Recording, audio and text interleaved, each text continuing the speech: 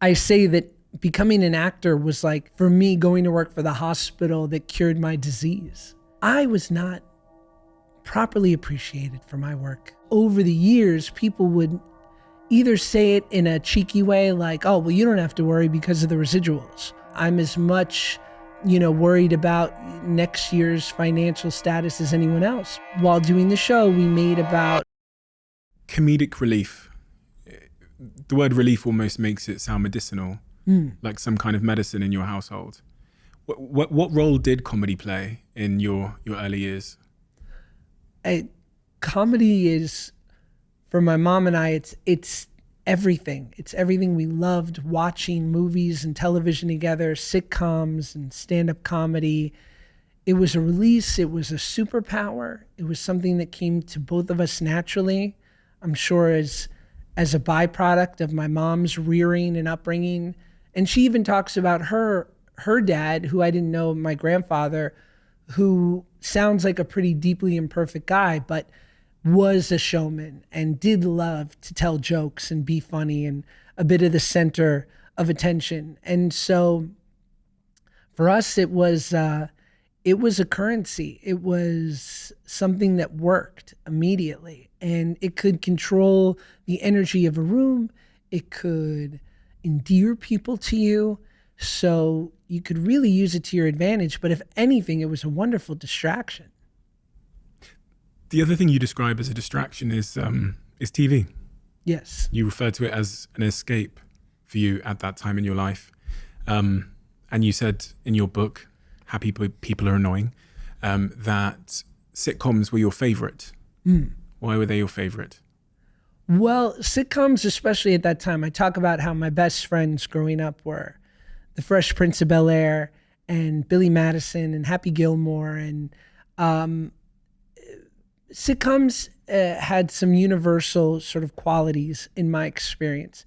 It projected a healthy family, right? So it was Family Matters. It was, I guess Full House was a healthy sort of non-classic family, right? Because it was the dad and the uncles.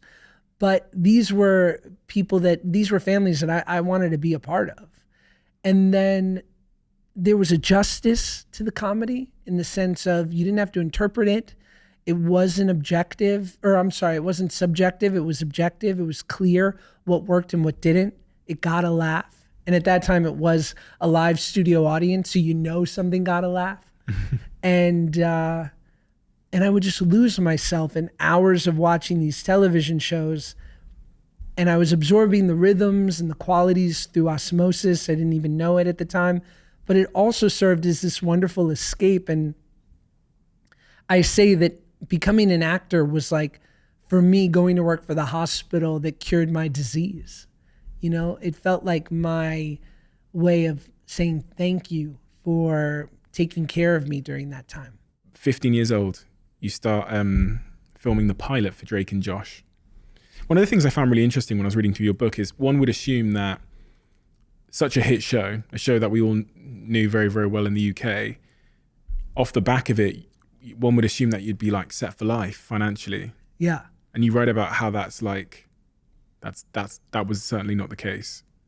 Yes. And I do want to say that my first Kids' Choice Award was won at the UK Kids' Choice Awards in London. Now, I had been nominated a lot. It's not sour grapes, but allow me to continue. I was not properly appreciated for my work in the American Kids' Choice Awards, but it took you brilliant people in the United Kingdom to appreciate my overweight but wonderfully comedic work as a young actor. So I want to thank you. I think, look, I'm so pleased to talk about this stuff with you, someone who's has wonderful insight into the book and is interested. And it felt like the book for me was sort of like, I don't do a lot of this anymore, because the book felt like sort of a chapter ending in my life. It was me editorializing my life. It was commenting on the things that I felt were perhaps misunderstood understood or didn't have enough clarification or description. And also in an effort unknowingly to sort of say like, and now I'm going to talk about it less. And if someone is interested, like they can, read the book, and it's now, in the Library of Congress. And so to that point, I felt the need, because over the years, people would either say it in a cheeky way, like, oh, well, you don't have to worry because of the residuals.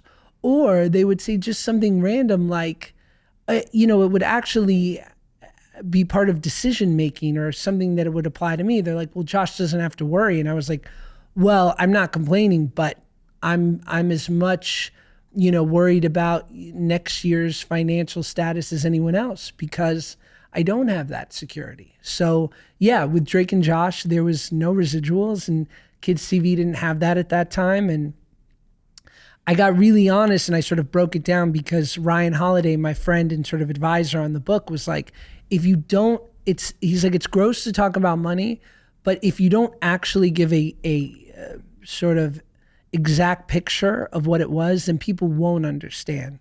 And so I sort of talk about that, while doing the show, we made about $100,000 a year for the 4 years we were making it, which is great money and a lovely middle-class lifestyle.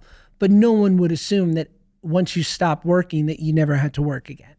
So I just wanted to give some clarity to that, to sort of explain the choices that I made after and why I was so passionate about finding more work, because I had some people to take care of. Makes perfect sense. And I think it's really important context, because you're right. It's very easy when you don't know entertainment contracts, especially for a young person that's 15 odd years old, to assume that they made millions and millions in perpetuity from that piece of work. And then a lot of the decisions and the choices thereafter are lacking in context. Yes. So when I read that, it was like, I understood. Of course, if you make $100,000 in the United States, you're living in California, whatever it is, for 5 years in a row, you do need to go back to work.